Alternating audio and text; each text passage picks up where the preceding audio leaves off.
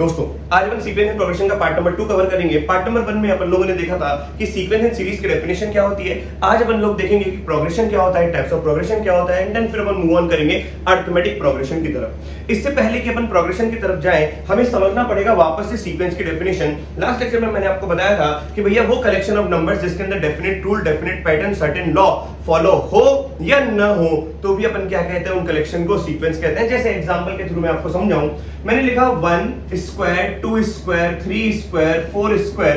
क्या आप हर एक टर्म को एक पर्टिकुलर रूल में बाउंड कर सकते हो? हाँ, मैं एक रूल में बाउंड कर सकता हूं, एक डेफिनेट रूल में लिख सकता हूं मैं इनको n स्क्वायर, जिसमें n की वैल्यू में 1 2 3 4 5 रखता जाऊंगा तो मेरे को टर्म्स मिलते जाएंगे। तो ये पर्टिकुलर रूल हो गया। तो ये कलेक्शन ऑफ नंबर्स भी क्या कहलाएगा? सीक्वेंस कहलाएगा। जैसे मैंने कहा 1 3 5 7 9 11 एंड सो ऑन चल रहा है, तो ये कौन सा रूल चल रहा है? 2n-1। तो मैं कुछ रूल लिख पाऊंगा, कभी कभी टर्म्स के बीच में रूल नहीं लिख पाऊंगा। तो भैया लिख पा रहे हैं अगर रूल या नहीं लिख पा रहे हैं, वो सारे के सारे टर्म्स का जो कलेक्शन होगा that is called what? Sequence. जैसे मैंने कहा 1, 1, 3, 3, 4, 4, 5, 6, 6, एंड सो ऑन। ये जो टर्म्स है, ये जो कलेक्शन ऑफ नंबर्स है, कोई पर्टिकुलर रूल में बाउंड नहीं होगा। मैं इसका कोई डेफिनेट रूल नहीं लिख पाऊंगा, लेकिन तब भी ये क्या कहलाएगा? सीक्वेंस कहलाएगा। सर सीक्वेंस तो समझ में आ गया, कोई डेफिनेट रूल फॉलो करे तो भी सीक्वेंस, कोई डेफिनेट रूल फॉलो न करे तो भी सीक्वेंस। तो सर बताइए प्रोग्रेशन क्या है? तो भैया प्रोग्रेशन एक स्पेशल प्रकार का सीक्वेंस है। ऐसा सीक्वेंस है जिसमें हर एक टर्म एक डेफिनेट रूल को फॉलो करे, एक डेफिनेट पैटर्न को फॉलो करे, एक सर्टेन लॉ चल रहा हो through out the terms. Clear हुआ कि नहीं हुआ? तो उन सारे सीक्वेंस को अपन क्या कहते हैं? प्रोग्रेशन।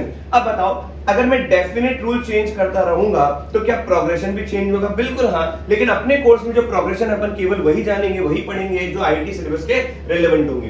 तो भैया प्रोग्रेशन क्या है? एक ऐसा special kind of sequence. It is what? It is a special kind of sequence. तो लिख रहे हैं sequence in which each term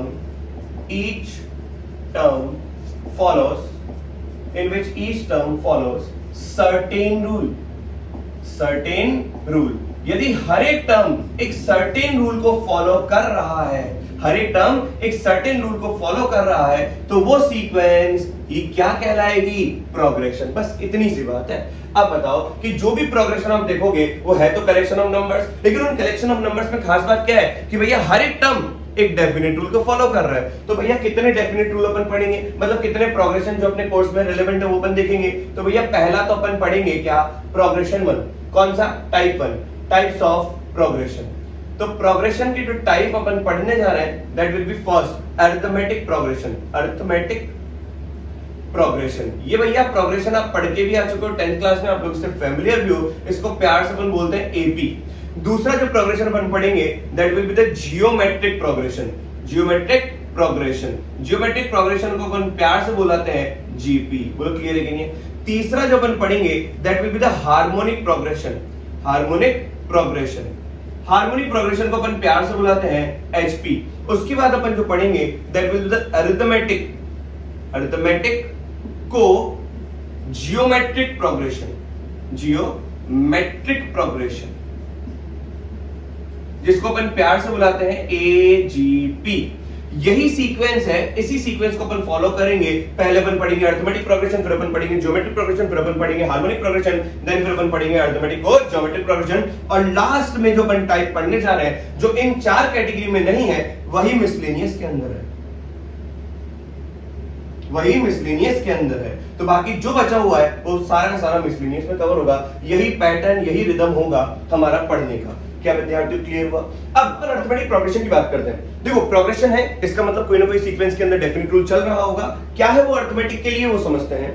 मान लो आपके पास एक फर्स्ट टर्म है, फर्स्ट टर्म, उस फर्स्ट टर्म का मैं नाम दे रहा हूं आपको स्मॉल ए, और मैंने एक फिक्स्ड नंबर ऐड किया, फिक्स्ड नंबर ऐड किया जिसको मैंने बोल रहा हूं डी। फिक्स्ड नंबर को मैं बोल रहा हूं डी।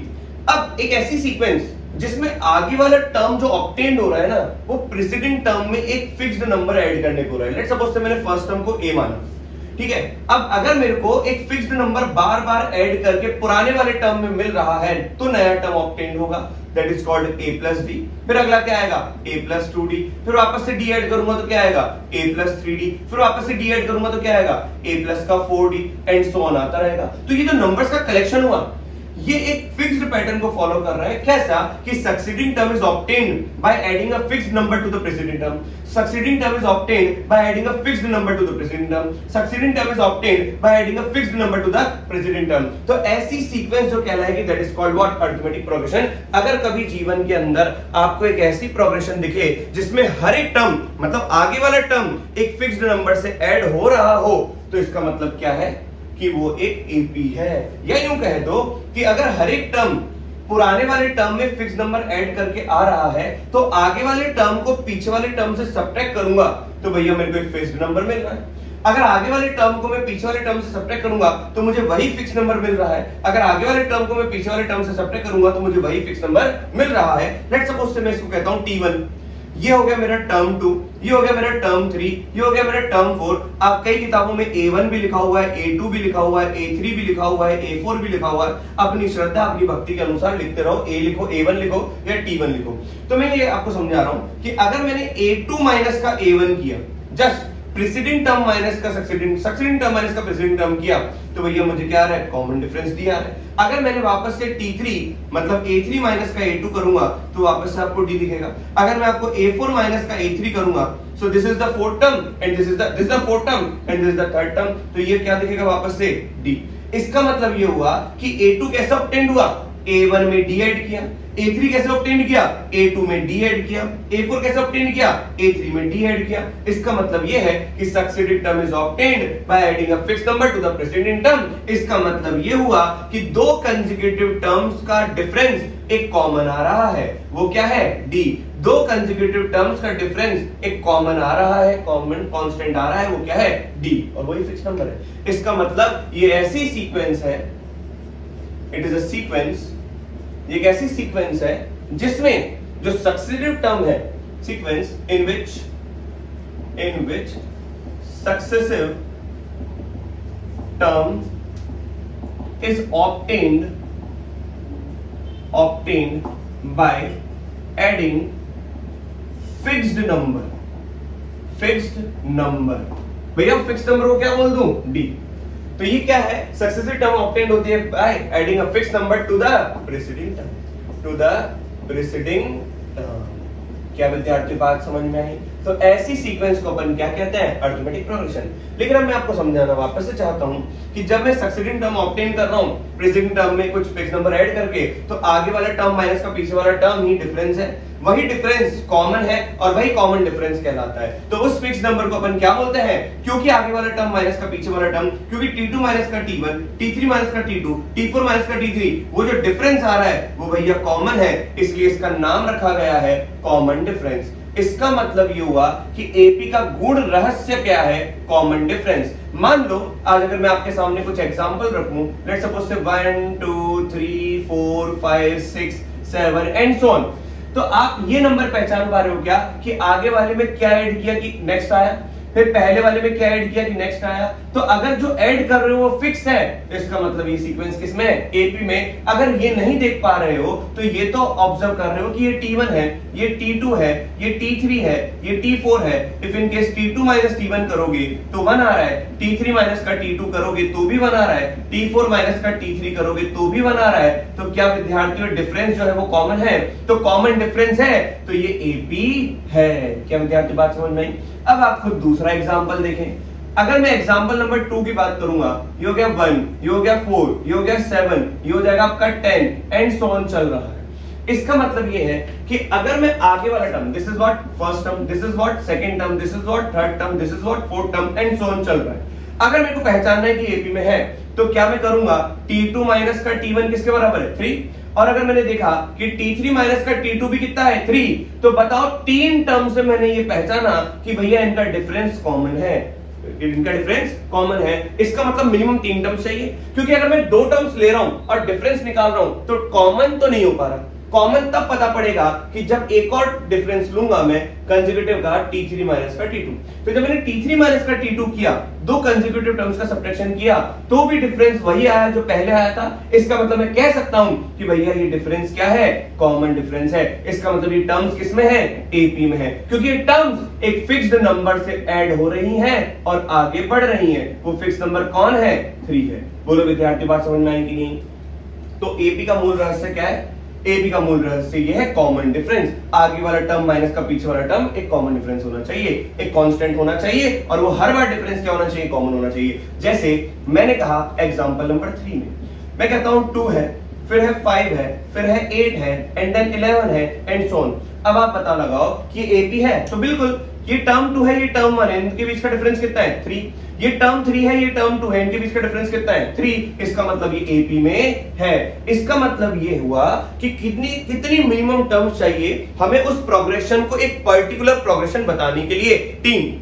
तो minimum 3 terms are required for a sequence to say that this sequence follows a certain pattern, follow a definite pattern. और वो डेफिनेट पैटर्न कौन सा है जिसके तहत मैं बोल पाऊंगा कि एपी है कि जीपी है कि एचपी है? तो भैया मेरे को 3 टर्म मिनिमम चाहिए जिससे मैं पता लगा पाऊंगा कि ये एपी ही है, क्योंकि एपी की डेफिनेशन मेरे को पता पड़ गई कि आगे वाला टर्म माइनस का पीछे वाला टर्म। अब आपको समझ में आ गया होगा ढंग से सारी चीजें। तो वापस से एक बार मैं स्टैंडर्ड अपीयरेंस लिखता हूं, स्टैंडर्ड अपीयरेंस,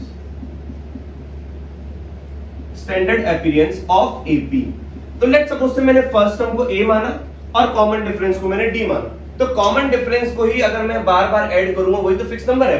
तो अगर मैं एक फिक्स्ड नंबर डी ऐड करूंगा, तभी तो आगे वाले टर्म में से पीछे वाला टर्म घटाऊंगा तो डी आएगा। तभी तो आगे वाले टर्म में से पीछे वाला टर्म घटाऊंगा तो डी आएगा। तो बार बार एक फिक्स्ड नंबर अपन ऐड कर रहे हैं। विद्यार्थी, आपको समझ में आ गया होगा कि this is nothing but a1, this is nothing but a2, this is nothing but a3, this is nothing but a4 and so on. आप मुझे सिर्फ इतना बताइए कि a1 पर फर्स्ट टर्म a है, a2 पर सेकंड टर्म है, सेकंड टर्म क्या हो गया, a प्लस का d, थर्ड टर्म a3 होता है जिसको बोलते हैं a प्लस का 2d, फोर्थ टर्म होता है आपका a प्लस का 3d। अगर मैं पूछूं तुमसे कि बताओ a5 क्या होगा, तो आपके मन से आवाज आनी चाहिए a प्लस का 4d।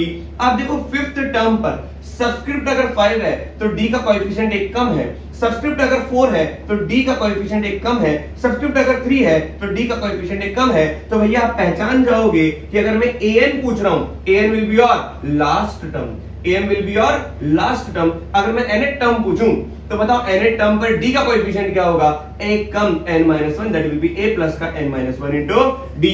सोचो विद्यार्थियों, अब ये an जो होता है जनरली, इसे अपन कहते हैं लास्ट टर्म। क्या कहते हैं अपन, लास्ट टर्म, क्योंकि अपन बोलते हैं let's suppose there are n number of terms. हमने बोला there are n number of terms, जिसके तहत हमने कहा कि भैया ये लास्ट टर्म है, और लास्ट टर्म क्या आएगा, a प्लस का n-1 into d, where a is what, first term. कोई तो रेफरेंस होगा ना, तो a क्या है, first term. n will be your number of terms, क्योंकि नंबर ऑफ टर्म्स इसमें कितने हैं, n। ये पहला टर्म, ये दूसरा टर्म, ये तीसरा टर्म, ये चौथा टर्म, ये nth टर्म। तो ये बताता है नंबर ऑफ टर्म्स के बारे में। बोलो सही है। अगर मैं कहता हूं ये d तो आपको पता है कॉमन डिफरेंस, जिसको आप कहते हैं क्या, फिक्स्ड नंबर। तो this is the common difference. बोलो सही कि नहीं। अब ये तो हुआ लास्ट टर्म, बीच में कहीं कोई जनरल टर्म आएगा जिसको अपन बोलेंगे एपी। एपी क्या होगा, अगर मैंने कहा a3 a प्लस 2d है, a4 a प्लस 4 माइनस का 1 इंटू d है, a5 क्या है, a plus 5 minus 1 into d। तो भैया AP क्या होगा, a plus p minus 1 into d। मैं पूछता हूं AK क्या होगा, a plus k minus 1 into d। मैंने कहा AM क्या होगा, a plus m minus 1 into d। मैंने कहा AM प्लस n क्या होगा, तो आप बोलना a plus m plus n minus 1 into d। मैंने पूछा a p plus q plus r plus m minus का n क्या होगा, तो बोलना a plus p plus q plus r plus m minus n minus 1 into d। बहुत simple सी बात है भैया, जो सबस्क्रिप्ट में है वही d का कोएफिशिएंट एक कम में आएगा। बोलो is the point clear everybody. अब आप सारे चेहरे देखो। जनरल टर्म क्या होता है भैया, वो टर्म जिसमें p की अलग अलग वैल्यू रखूं तो सारी टर्म्स मिल जाए। तो भैया जनरल टर्म और nth टर्म का जो आंसर है, जो शक्ल है वो सेम दिख रही है ना, इसीलिए होता तो ये लास्ट टर्म है, होता तो ये लास्ट टर्म है, क्योंकि अपन नंबर ऑफ टर्म्स को n मानते हैं, लेकिन अपन इसी को जनरल टर्म बोल देते हैं क्योंकि अपन कुछ अलग से AP, AK, AR नहीं लिखते। अपन क्या बोलते हैं, हाँ भैया n की वैल्यू घुमानी है तो यहाँ पे n की वैल्यू 1 से लेकर n तक घुमा देंगे। तो यही अपना जनरल टर्म होता है आम भाषा में, जनरल टर्म। क्या बात समझ में आई? इसी को अपन बोल देते हैं जनरल टर्म। तो कंफ्यूज बिल्कुल मत होना, सर यही लास्ट टर्म है, यही जनरल टर्म है। अरे ये है लास्ट टर्म, जनरल टर्म नहीं है, लेकिन सबकी शक्लें देखोगे, a k था तो k-1, तो भैया k की वैल्यू 1 से लेकर n तक चला लो। अब यहाँ पे am था तो m की वैल्यू 1 से लेकर n चला लो। तो यहाँ पर an है तो कोई बात नहीं, n की वैल्यू में 1 से लेकर n चला लूंगा। तो जनरल टर्म की शक्ल भी वैसी है, इसलिए लास्ट टर्म को अपन जनरल टर्म बोल देते हैं। क्या विद्यार्थी बात समझ में आई? यहाँ तक बात क्लियर हुई? क्या आपको स्टैंडर्ड अपीयरेंस समझ में आया कि जब भी आपको अगर AP माननी है तो भैया पहला टर्म a, दूसरा टर्म a प्लस d, तीसरा टर्म a प्लस का 2d। मैं कहता हूं कि बताओ t100 बताओ, शर्माना नहीं है, a plus 100 minus 1 into D, मतलब मन में कैलकुलेट करो ना, a प्लस 99d। बोलो सही है कि नहीं है? मैं कहता हूं t1 10,000 मैंने बोला, तो क्या बोलोगे? a प्लस का 999 इंटू डी। बहुत सिंपल है, क्लियर हुआ कि नहीं हुआ? अब इसके थोड़े गुण रहस्य की बात कर लेते हैं। क्या विद्यार्थियों भी समझ में आया? क्या आपको जनरल टर्म समझ में आया? a प्लस का n-1 into D. General term वो होता है जिसमें n की अलग अलग, जैसे मैंने n की वैल्यू 1 रखी तो 1 रखी, तो बताओ क्या आएगा? a प्लस का 1 माइनस का 1 इंटू 0, तो 1 माइनस का 1 कितना होता है? 0, 0 इंटू डी कितना? 0, तो a ही बचा। मैंने n की वैल्यू 2 रखी तो यहाँ पे a प्लस का 2 माइनस 1 इंटू डी, तो a प्लस का d बचा, ये आ गया। मैंने n की वैल्यू 3 रखी तो a प्लस का 2 इंटू डी आ गया। तो भैया बहुत सिंपल है, जनरल टर्म वो टर्म कहलाता है जिसमें n की अलग अलग वैल्यू रखने पे आपको सारे के सारे टर्म्स मिल जाते हैं। क्या विद्यार्थी बात समझ में आई? अब सुनो बिल्कुल ध्यान से, मैंने कहा कि an आपके पास है a plus n-1 into D. n की अलग अलग वैल्यू रखने पर आपको अलग अलग टर्म्स मिलेंगे और वो जो टर्म्स आएंगे that is called in, that is called AP. तो यहां पर n की वैल्यू मैंने 1 रखा तो a1 आएगा a, n की वैल्यू मैंने 2 रखा तो a2 आएगा आपका a प्लस का d, और n की वैल्यू 3 रखा तो ये आएगा a3 goes to a plus का 2d। तो भैया अगर मैं a2 माइनस a1 करता हूं तो भी d है, और अगर मैं a3 माइनस का a2 करता हूं वो भी d है। तो ये पहचान है किसकी? AP की। तो मैं आपको इतने जैसे ही बता रहा था, minimum we require 3 terms to say that the sequence follows AP, that the sequence follows AP। वो AP में है, वो AP को फॉलो कर रहा है। क्लियर हुआ कि नहीं हुआ? जैसे मैंने कहा 1 और 4, अब बताओ क्या ये AP है? नहीं बता सकते, लेकिन मैंने कहा 7 और लिख लो, तो बताओ 4 माइनस का 1 कितना? 3, 7 माइनस का 4 कितना? 3, तो ये सीक्वेंस AP में होगी। Is the point clear to everybody? अब यहां पर थोड़ा सा और आगे बढ़ते हैं कि आपको बताया था सीक्वेंस का एक प्रकार का फंक्शन, ये फंक्शन किसमें? n में। तो n वेरिएबल है, कौन वेरी हो रहा है? यहाँ पर मैं n की जगह 1 रख रहा हूं, 2 रख रहा हूं, 3 रख रहा हूं, तो n का फंक्शन हुआ ना, n वेरिएबल है, a और d तो कांस्टेंट है। तो आप ध्यान से सुने और देखें, तो an कितना हो जाएगा? n into D, n into D plus का a माइनस का d। सोचो विद्यार्थी सोचो, यही गुण रहस्य वाली बात है और यही इंपॉर्टेंट है कि an is nothing but n into D plus का a माइनस का d। सोचो हाँ या ना? क्योंकि n यहाँ पर वेरिएबल, क्यों वेरिएबल है कि n की वैल्यू 1 रखूंगा तो फर्स्ट टर्म आएगा, 2 रखूंगा तो सेकंड टर्म आएगा, 3 रखूंगा तो थर्ड टर्म आएगा, एंड सो ऑन रखूंगा तो टर्म्स आते जाएंगे। तो n में फंक्शन है और n की पावर यहां पर क्या है? 1। इसका मतलब am क्या है? General term. am क्या है? General term. अगर general term is linear in n, अगर जनरल टर्म लीनियर है n में, then sequence obtained are always in AP। यदि किसी जनरल टर्म में, यदि आपको सिर्फ जनरल टर्म पता और आपको कुछ नहीं पता, जैसे एग्जांपल के तौर पे मैं कहता हूं कि कोई टर्म है tn बोलो या an बोलो, अगर मेरे पास 3n प्लस का 5 है, बोलो सिंपल सी बात है, तो n की वैल्यू अगर मैं 1 रख रहा हूं तो जाके मुझे a1 मिल रहा है, दैट विल बी 8।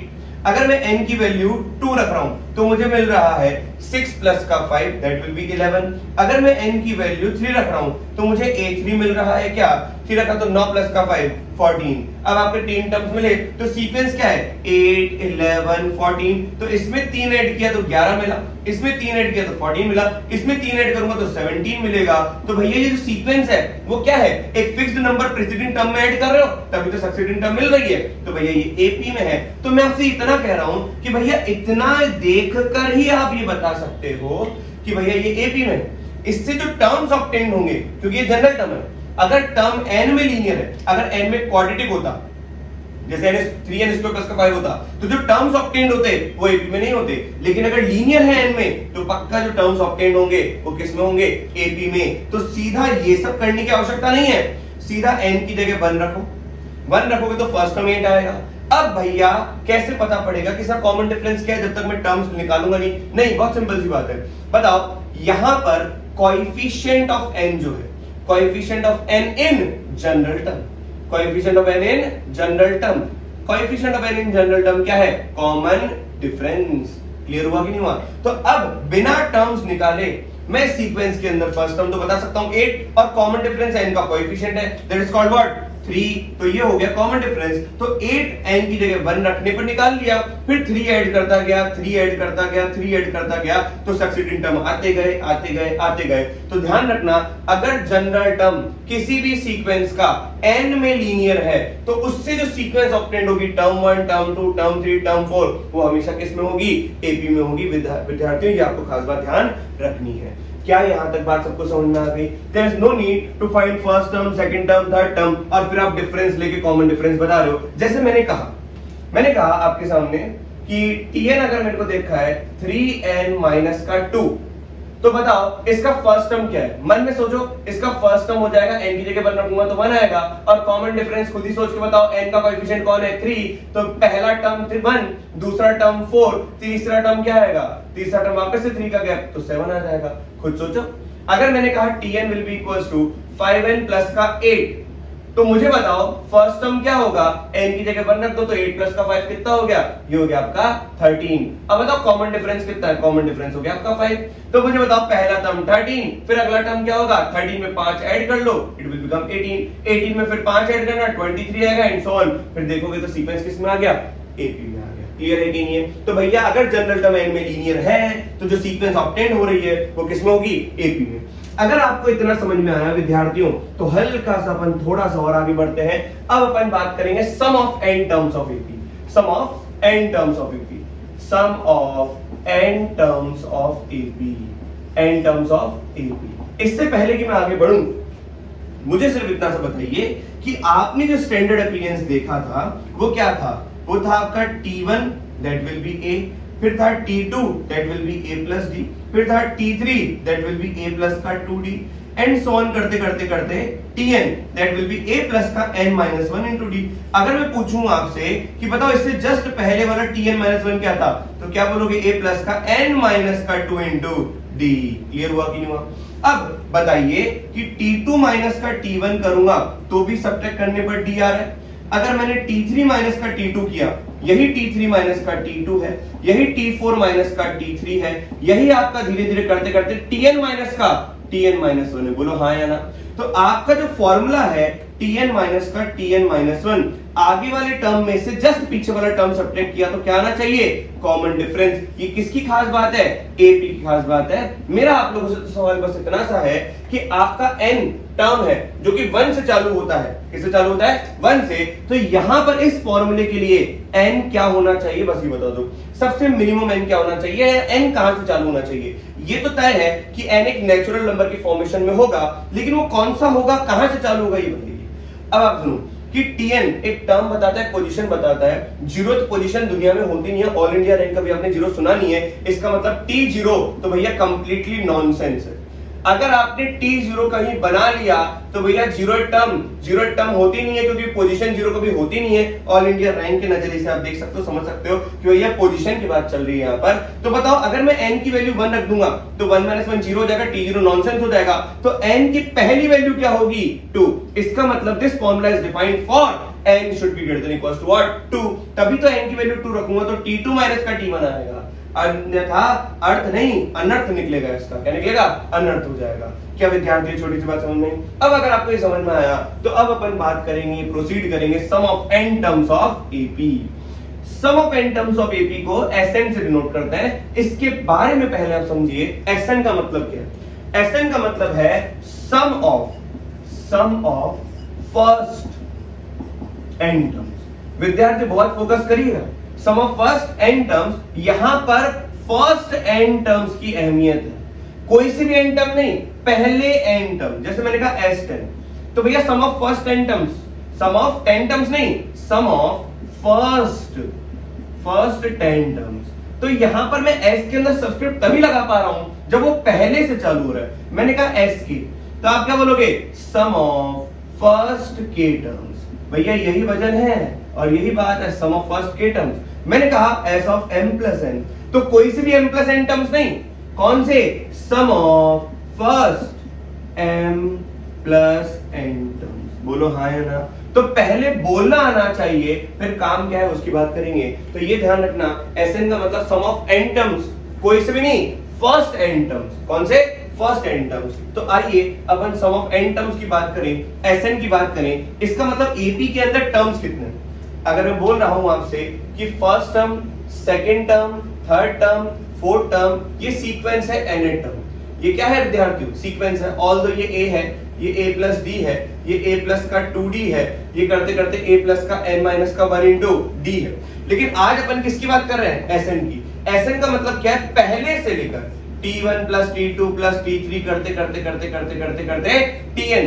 तो पहले से लेकर n टर्म्स तक का सम है, किसी भी n टर्म्स तक का सम नहीं है, केवल फर्स्ट से लेकर n टर्म्स तक का सम है। तो आज बताओ विद्यार्थियों, t1 क्या हो जाएगा a, t2 क्या हो जाएगा a प्लस d, t3 क्या हो जाएगा a प्लस का 2d, करते करते करते करते करते बताइए tn क्या हो जाएगा a प्लस का n माइनस 1 इंटू d। बोलो हाँ या ना। अब भैया ध्यान सुने, गॉस भैया ने कहा था कि इसी टर्म को अगर मैं रिवर्स करके लिख दूंगा, आप 1 प्लस 2 प्लस 3 करें या आप 3 प्लस 2 प्लस 1 करें, रिवर्स करके ऐड करोगे तो भैया ऐड करने के बाद जो वैल्यू आएगी वो तो सेम ही होगी। अगर आप इसको ऐड कर रहे हो और इसके रिवर्स को टर्म्स को रिवर्स करके ऐड कर रहे हो तो भैया आंसर तो सेम ही आएगा। तो भैया गॉस ने कहा Sn, इन्हीं टर्म्स को रिवर्स करो और रिवर्स एंड ऐड करो। रिवर्स किया तो भैया पहले क्या आएगा a प्लस का n minus 1 into D, clear हुआ। फिर क्या आएगा a प्लस का n माइनस का 2 इंटू डी, और जो पहला था अब वो आखिरी बन जाएगा a। बोलो हाँ या ना। अब अगर मैं करस्पॉन्डिंग टर्म्स को ऐड करूंगा, इन पे आग लगा दो विद्यार्थियों। करस्पॉन्डिंग टर्म्स को अगर आप आग लगाओगे तो ये भी n टर्म्स है, ये भी n टर्म्स है। करस्पॉन्डिंग टर्म्स अगर ऐड हो रहे हैं तो a प्लस a कितना, 2a plus n minus 1 into D. बोलो हाँ या ना। अगर मैं इसको इससे ऐड करूंगा तो भी देखो a प्लस a कितना, 2a plus this n minus 1 into D. बोलो हाँ या ना। तो बताओ ये n टर्म्स है, n टर्म्स से ऐड होके पेयर कितने बना रहे हैं, n पेयर बना रहे हैं। और वो बार बार हर पेयर में क्या दिख रहा है, 2a plus n minus 1 into D, 2a plus n minus 1 into D. कहां तक दिखेगा, n टर्म्स तक दिखेगा। सेम पेयर अगर n टर्म्स तक दिख रहा है, यहां पे तो 2Sn आ जाएगा। तो 2Sn कितना हो जाएगा, सुनना, अगर मैं 2a plus n minus 1 into D को n बार ऐड करूंगा तो क्या n से मल्टीप्लाई करके लिख दूं, जीवन बहुत आसान है, बहुत सफल है। आइए देखें, तो क्या Sn का फॉर्मूला हो जाएगा n/2 into 2a plus n minus 1 into D. विद्यार्थियों बिल्कुल ध्यान से सुनिएगा और समझिएगा, Sn का फॉर्मूला आ चुका है। Sn का फॉर्मूला और कुछ नहीं है। Sn मतलब क्या, सम ऑफ फर्स्ट n टर्म्स, और वो क्या है, फर्स्ट n टर्म्स का वजन है, वो है n/2 into 2a plus n minus 1 into D. अगर आप देखेंगे तो इसमें कितने 4 अननोन है, कौन कौन से, एक n, एक a, एक d और एक Sn। अगर इन 4 में से 3 पता, a पता, d पता, n पता, तो Sn पता। Sn पता, a पता, n पता, तो d पता। Sn पता, a पता, d पता, तो n पता। Sn पता, n पता, a पता, तो d पता। Sn पता, a पता, d पता, तो n पता। Sn पता, a पता, n पता, d पता, तो a पता। तो किसी 4 चीजों में से 3 चीजें पता तो चौथी चीज भी पता। लेकिन अगर मैं इसको और ढंग से देखूं तो मैंने कहा Sn का फॉर्मूला अपन एक और तरीके से लिख सकते हैं, n/2 इंटू में ये हो जाएगा 2a। 2a को लिख रहा हूं मैं a plus n minus 1 into कितना, d। बोलो बेटा। तो बताओ ये क्या होता है, लास्ट टर्म। आपको बताया था कि जनरल टर्म ही आपका क्या होता है, लास्ट टर्म। तो क्या मैं ऐसे बोल सकता हूं Sn will be equal to what, n/2 into a plus का l। बोलो विद्यार्थियों, अगर आपको किसी सीक्वेंस के अंदर आपको ये पता है कि नंबर ऑफ टर्म्स कितने, फर्स्ट टर्म क्या, लास्ट टर्म क्या, तो Sn पता। बोलो हाँ या ना। तो यहां पर भी 4 चीजें हैं, L, A, N और Sn। इन 4 में से कोई सी भी 3 चीज पता तो चौथी चीज पता। अब सुनो, जो हम फाइंड आउट कर रहे हैं वो क्या है, जो हम फाइंड आउट कर रहे हैं वो Sn। वो क्या है, Sn। और वो किसका फाइंड आउट कर रहे हैं, AP का। तो आपको अभी मैंने बताया था कि जो Tn है वो a प्लस का n माइनस 1 इंटू डी था। विद्यार्थियों ये n में फंक्शन है तो n का फंक्शन n में लीनियर है, तो तो n इंटू डी प्लस का a माइनस का d, ये हमने बात करी थी, बिल्कुल ध्यान से देखो। तो जनरल टर्म n में लीनियर था, जनरल टर्म n में लीनियर था, तो जो सीक्वेंस ऑब्टेन्ड होगी वो किसमें थी? एपी में। वो किसमें थी? एपी में। अब अगर मैं बात करूं Sn की, तो Sn देखो n/2 into 2a plus n-1 into D. इसको थोड़ा सा अगर अपन ओपन करें तो क्या हो जाएगा? n/2 इंटू 2a, तो भैया और फिर आएगा n/2 into n-1 into D. बोलो विद्यार्थियों, ये 2 से 2 काट देते हैं तो Sn क्या हो जाएगा? देखें, ये हो जाएगा Na प्लस का n स्क्वायर माइनस का n इंटू d/2।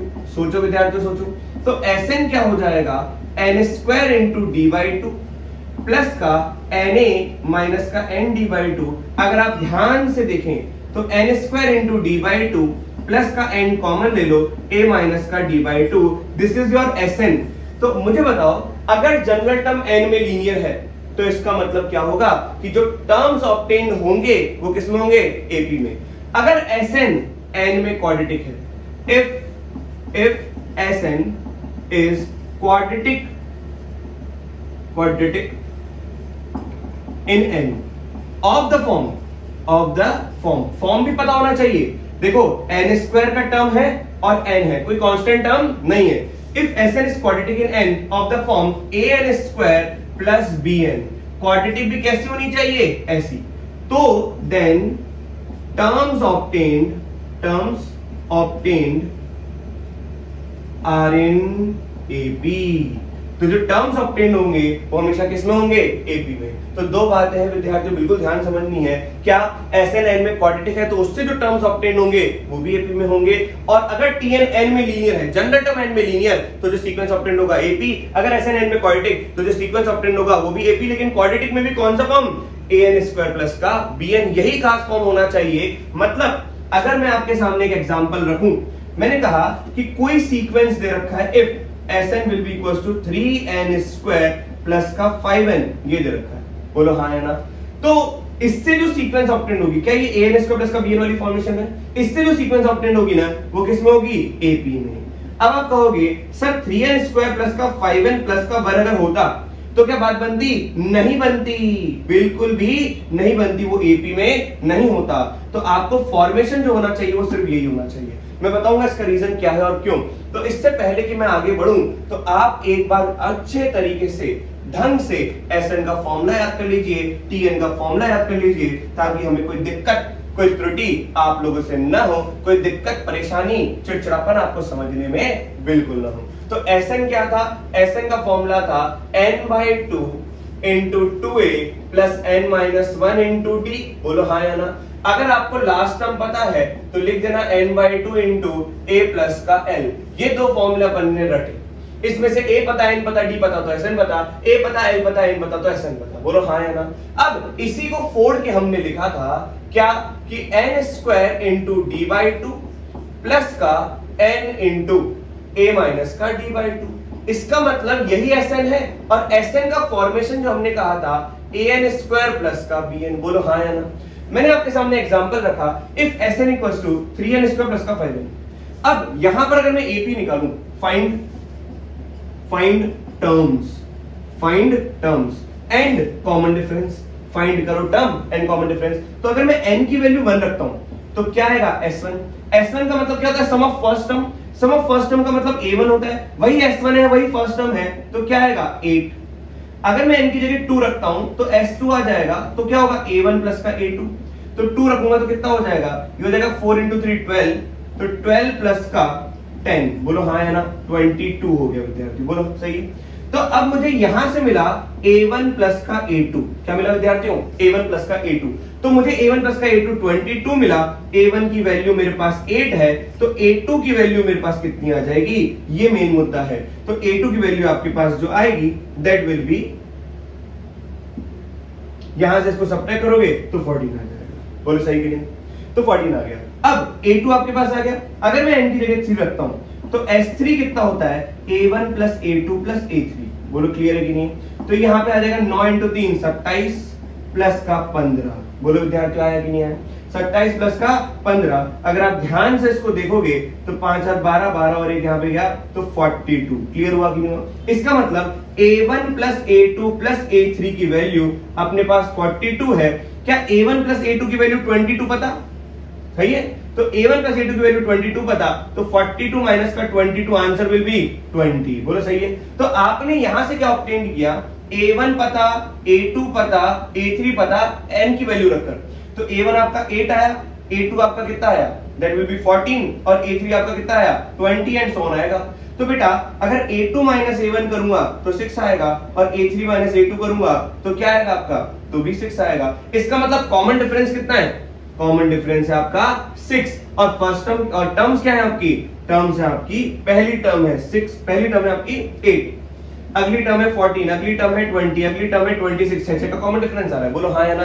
तो इतनी मेहनत, इतनी मशक्कत करनी पड़ी, लेकिन नहीं, आप अगर ध्यान से देखोगे तो Sn अगर n में यही क्वाड्रेटिक है, Sn अगर n में यही क्वाड्रेटिक है तो भैया n स्क्वायर का जो कोएफिशिएंट है वो d/2 है। n स्क्वायर का कोएफिशिएंट क्या है? d/2। तो अगर आपके पास Sn दिख रहा हुआ है कि 3n स्क्वायर प्लस का 5n, बोलो हाँ या ना? तो d/2 इज इक्वल्स टू क्या? Coefficient of n square. ये हमने देखा वो क्या है? 3 है, तो d की वैल्यू क्या हो जाएगी? 6 हो जाएगी। अब बताओ s1 अगर मैं निकालूं तो वो a1 होता है, तो a1 कितना हो जाएगा? 8। आपको पता है 8 के अंदर 6 ऐड करूंगा तो 14 आएगा, 14 के अंदर 6 ऐड करूंगा तो 20 आएगा, 20 के अंदर अगर मैं 6 ऐड करूंगा तो 26 आएगा एंड सो ऑन चलता चला जाएगा। इस तरीके से आप Sn से निकाल सकते हो ये। बोलो विद्यार्थियों आया कि नहीं आया?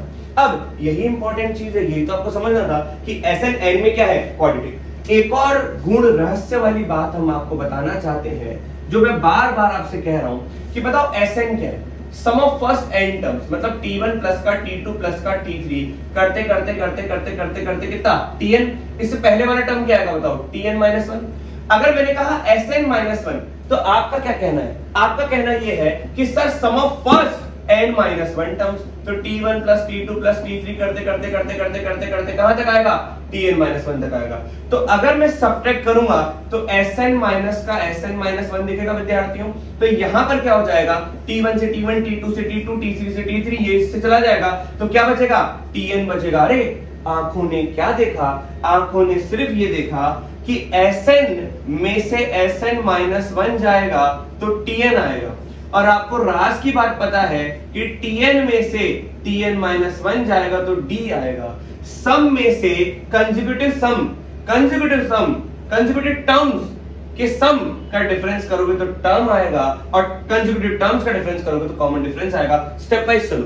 टर्म्स का डिफरेंस कॉमन डिफरेंस, और सीक्वेंस सम का डिफरेंस, सम का अगर कंसेक्यूटिव टर्म्स का डिफरेंस आ गया इसका मतलब क्या हो जाएगा?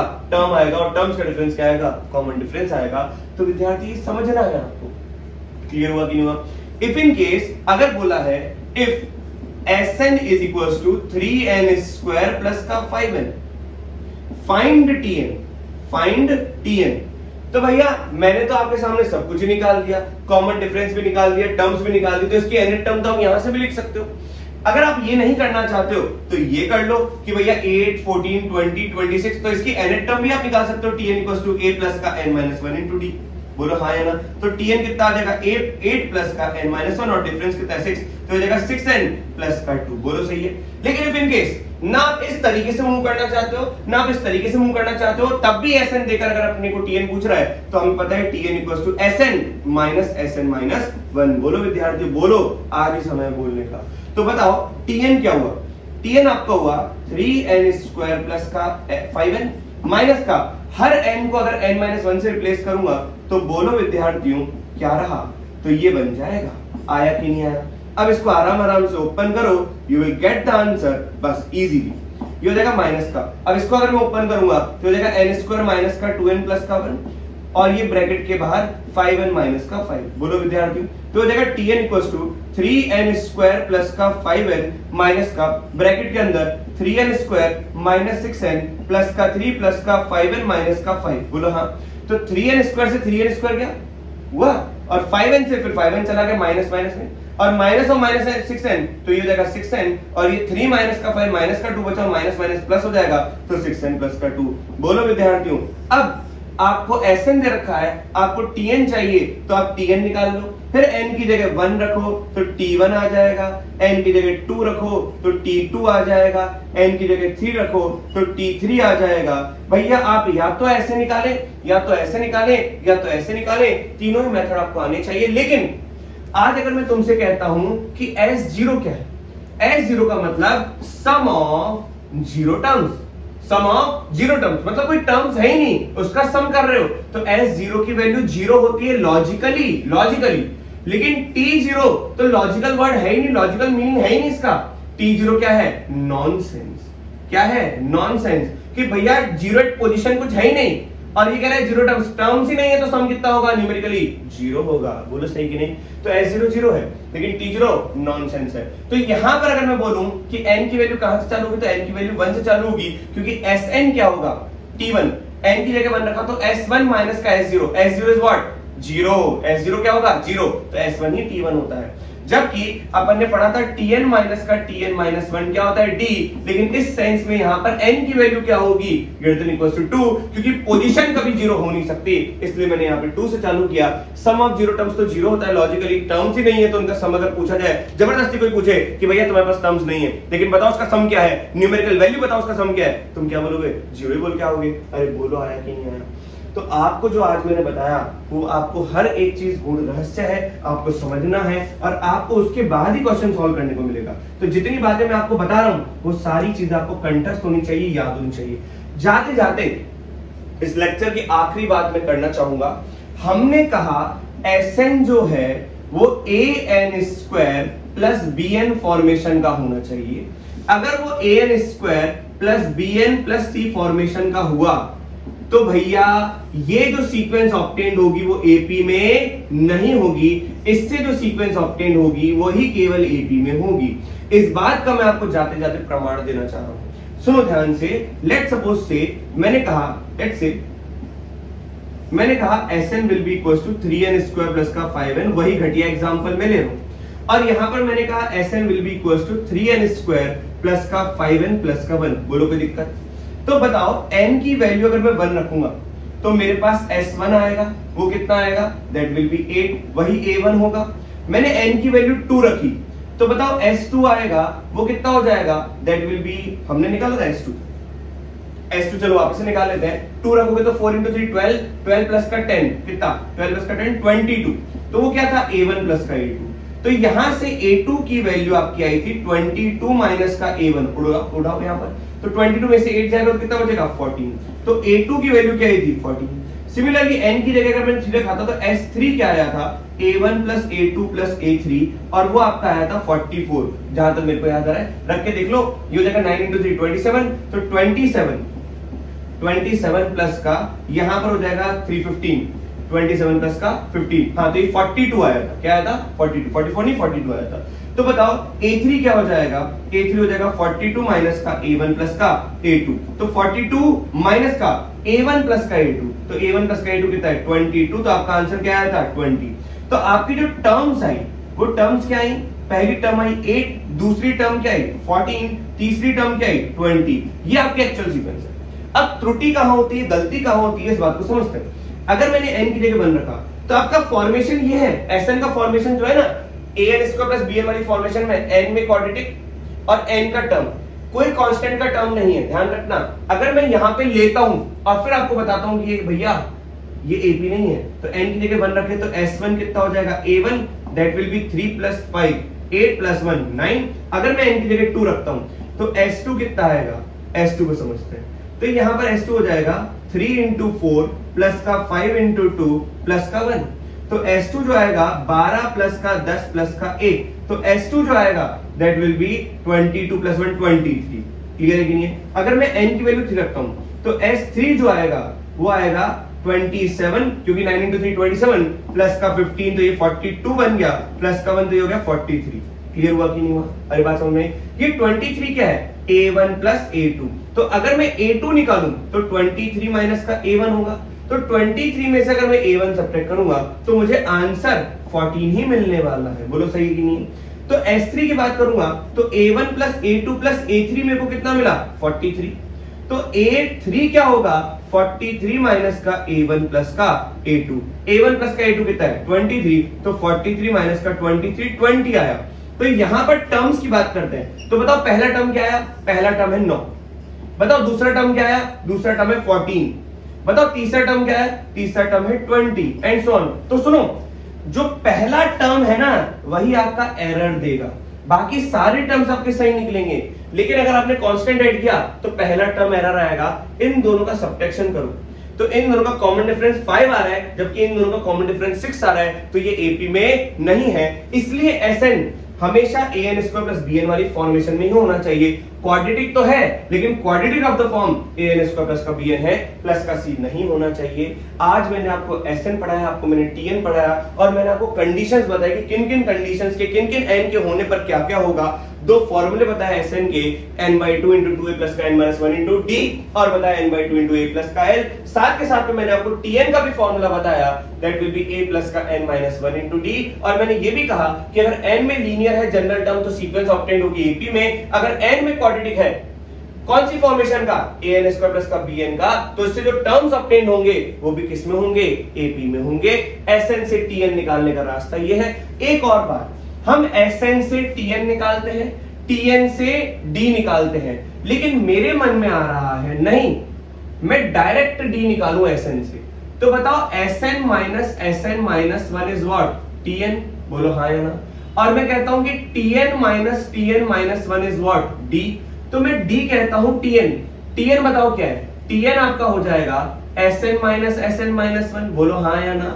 फिर माइनस का, अब बताओ Tn अगर आपका Sn माइनस Sn-1 है तो विद्यार्थियों Tn-1 क्या होगा, Sn-1, हर n को n-1 से रिप्लेस करो तो यहाँ पे ऐसा आ जाएगा। तो यहाँ पे लिखा हुआ है Sn-1 माइनस का Sn माइनस का 2, बोलो सही है। तो इसको ओपन करोगे तो ये लिखा हुआ है Sn माइनस का 2Sn-1 प्लस का Sn-2।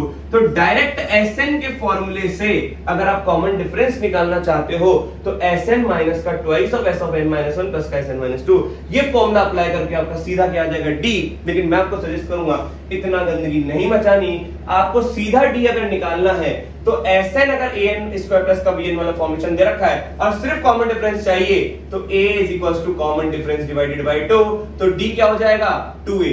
इसका मतलब ये हुआ कि कॉमन डिफरेंस और कुछ नहीं है, n स्क्वायर का जो कोएफिशिएंट है उसका डबल है। क्लियर हुआ कि नहीं हुआ? तो इतनी गंदगी बचाने की जरूरत नहीं है, लेकिन फिर भी ये फॉर्मूला अपने को रटा हुआ होना चाहिए। तो आज अपन ने एपी का पूरी थ्योरी कवर करी, कल से अपन एपी के क्वेश्चंस चालू करेंगे। जल्दी से इसको नोट डाउन करो विद्यार्थियों।